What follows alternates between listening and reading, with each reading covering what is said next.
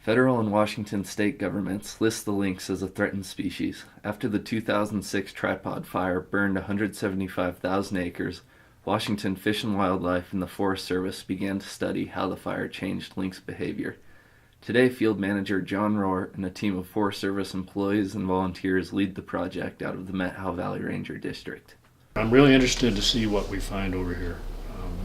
I guess I don't really have any predictions other than just because our habitat is so fragmented that our lynx probably have bigger home ranges and move a lot more inside those home ranges, so their daily movements are probably a lot more extensive. It'd be interesting. Well, it'd be interesting to see if reproduction was just how it compared over here, but really didn't get that much data over on the Okanagan side. They only able to capture one female over there. We have not captured a female over here yet. 5 days after this interview, on March 7th, 2012, the trapping crew caught a female lynx.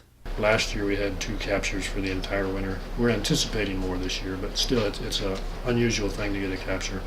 So they get up there and they see there's a cat in a trap. They need to radio back to here.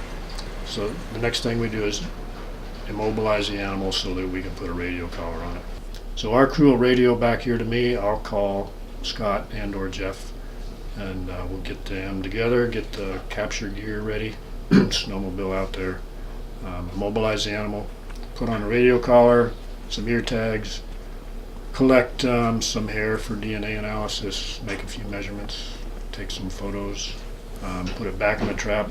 It'll take a couple hours for it to recover from the immobilization drugs. We want to make sure it's got all its facilities back and that it's totally recovered from the drug before we let it go, and then open the door and turn them loose. Knowing what our management, especially here on the National Forest, what our management projects, timber sales, prescribed fires, wildfires, recreation projects, grazing projects, if any of those projects are impacting lynx, we need to know that so that we can analyze it.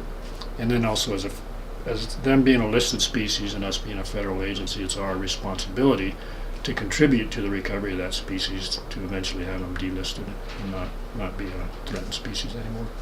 Due to a lack of funding, this will be the project's last year trapping. The budget for this year is $60,000.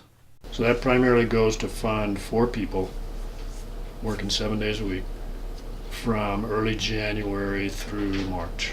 So 3 months of work for a crew of 4. And then a lot of it goes to snowmobile gas. We've got 4 snowmobiles going 7 days a week, and a lot of it goes to snowmobile repair. I think it's pretty obvious that the tripod fire had a major impact, and that some animals had to shift away from the tripod fire to different areas, and so they probably shifted into home ranges that were already occupied by others, so there was probably a little bit of interaction, and somebody had to leave. And there was probably some mortality as a result, just starving to death. Where the tripod burned was the best lynx habitat in the state of Washington.